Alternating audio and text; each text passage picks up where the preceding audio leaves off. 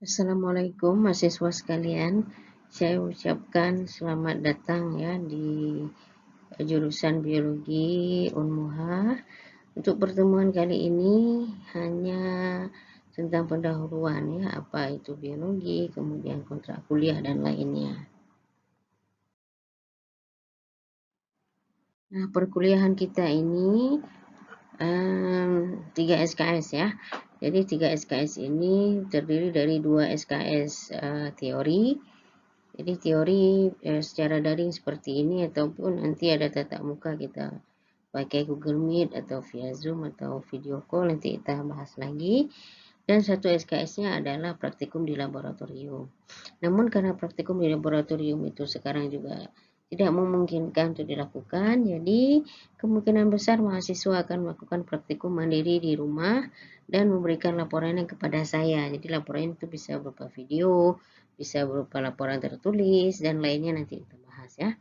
Nah, pertemuan teori sebanyak 16 kali ya, 16 kali pertemuan secara teori baik secara daring ataupun secara luring, di mana kriteria penilaiannya itu kuis sebesar 10%, kemudian dari praktikum yang tadi 10% karena tidak ada laboratorium langsung ke lab ya, jadi semacam buat laporan kalian atau buat video ataupun buat proyek kecil-kecilan, jadi hanya saya ambil 10% untuk itu. Kemudian tugas 15%, nilai midterm 25%, dan finalnya itu 40% ya. Nah, biologi itu sendiri adalah ilmu yang mempelajari tentang kehidupan ya, organisme hidup lah ya. Berasal dari bahasa Yunani yaitu bios yang artinya kehidupan dan logos artinya ilmu, sehingga ilmu yang mempelajari semua hal yang terkait dengan kehidupan ya. Ada beberapa subdisiplin ilmu biologi, yaitu yang pertama ada biokimia. Nah, biokimia itu adalah segala yang mempelajari tentang ilmu biokimia, ilmu kimia hidup ya, tentang struktur kimia, kemudian tentang kimia organik, anorganik, dan lainnya. Lalu biokimia molekuler itu lebih ke struktur molekulernya yang kita pelajari secara kimiawi. Kemudian ada botani. Nah, botani adalah ilmu yang mempelajari segala hal tentang tumbuhan ya. Kalau biologi sel adalah khusus mempelajari tentang sel. Nah, itu sel itu juga sangat kompleks ya, walaupun dia hanya unit terkecil dari penyusun tubuh makhluk hidup. Dan lalu ada ilmu fisiologi, itu terkait dengan semua yang berhubungan dengan faal ataupun fungsi ya dalam tubuh tumbuhan ataupun tubuh hewan. Jadi ada mata kuliah khusus juga tentang fisiologi hewan dan fisiologi tumbuhan. Lalu ada juga ilmu ekologi. Nah, ekologi ini terkait dengan hubungan tentang ilmu yang mempelajari segala yang berhubungan dengan lingkungan ya. Baik, untuk materi yang pertama kita akan bahas tentang ciri-ciri makhluk hidup ya. Jadi makhluk hidup itu ciri-cirinya ada 7 ya. Jadi kalau misalnya ada satu saja ciri ini tidak ada, berarti tidak hidup. Yang pertama adalah bernafas, yaitu bernafas ataupun melakukan respirasi, di mana kita menyerap O2 untuk menghasilkan CO2 dan sebagainya di reaksinya. Kemudian yang kedua, memerlukan makanan dan minuman ya, memerlukan makanan dan minuman ataupun nutrisi untuk proses kehidupan. Yang ketiga, bergerak ya, baik tumbuhan ataupun hewan itu bergerak, ciri khasnya itu disebut dengan makhluk hidup. Kalau bedanya, kalau hewan gerakannya aktif, kalau misalnya tumbuhan gerakannya pasif. Kemudian selanjutnya ciri makhluk hidup adalah tumbuh dan berkembang ya, tumbuh dan berkembang misalnya dari kecil menjadi remaja, kemudian menjadi dewasa, menjadi tua, kemudian juga berkembang ya. Kemudian selanjutnya adalah berkembang biak ataupun reproduksi, yaitu tujuannya adalah untuk memperbanyak keturunan ya. Reproduksi ini juga panjang dia permasalahannya, ada reproduksi seksual, reproduksi aseksual juga, itu tergantung daripada individu. Nanti ada bahasan khusus ini. Lalu peka terhadap rangsangan ya, contohnya misalnya terhadap panas, dingin, dan sebagainya. Jadi kita langsung punya reaksi. Lalu yang terakhir adalah mampu menyesuaikan diri dengan lingkungan ataupun adaptasi. Jadi contohnya misalkan seperti mahasiswa sekalian pindah dari kampung, kemudian tinggal di Banda Aceh untuk kuliah misalnya. Lama-lama bisa beradaptasi dengan kondisi Banda Aceh itu. Dimaksud dengan menyesuaikan diri terhadap lingkungan. Nah, ada beberapa peneliti lainnya ataupun ahli lainnya yang mengkategorikan apa sih yang dimaksud dengan makhluk hidup. Yang pertama adalah organisasi seluler. Ya. Nah, jadi organisasi seluler itu dimaksudkan bahwa seluruh makhluk hidup itu tubuhnya itu disusun oleh sel, ya. Jadi isinya itu sampai jumlah sel dalam tubuh makhluk hidup itu mencapai triliunan, ya. Yang kedua adanya metabolisme. Nah, metabolisme inilah yang tadi kita sebut tumbuh dan berkembang, ya. Jadi mengatur dan mengolah energi. Kalau dalam biologi ada metabolisme itu ada anabolisme, ada katabolisme, ya. Kemudian yang ketiga adalah homeostatis, di mana dia mampu menjaga kondisi internal tubuhnya agar tetap stabil, ya. Jadi tidak terpengaruh kondisi dalam tubuh. Yang keempat mampu bereproduksi. Yang kelima adalah hereditas. Jadi setelah adanya reproduksi, kita bisa mengakibatkan terjadinya hereditas ataupun pewarisan sifat kepada generasi selanjutnya. Nah, ini sel, ya. Udah pernah lihat sel kan? Gambar sel kan?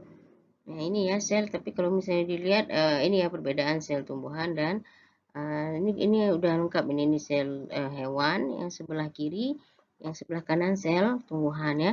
Bedanya keduanya adalah kalau pada sel tumbuhan punya dinding sel, sedangkan pada sel hewan tidak punya, ya. Nah, ini adalah hierarki dari organisme biologi. Yang pertama atom, kemudian organel, lalu setelah organel, kemudian sel, sel kemudian menjadi jaringan, jaringan membentuk organ, kemudian organ akhirnya membentuk organisme ataupun individu, selanjutnya populasi, komunitas, ekosistem, dan biosfer. Nah, ini ya gambar atom. Jadi seperti pembahasan selanjutnya, jadi atom dulu.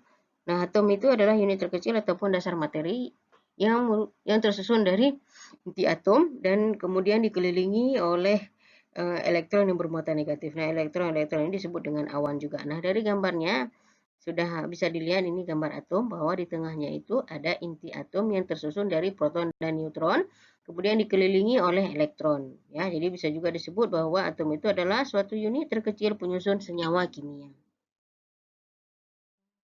Selanjutnya dari atom tadi kemudian muncullah organel, ya. Jadi organel itu dia terdapat di dalam sel yang merupakan penyusun sel hidup. Nah, jadi bedanya sel hidup dengan sel hewan itu sel mati.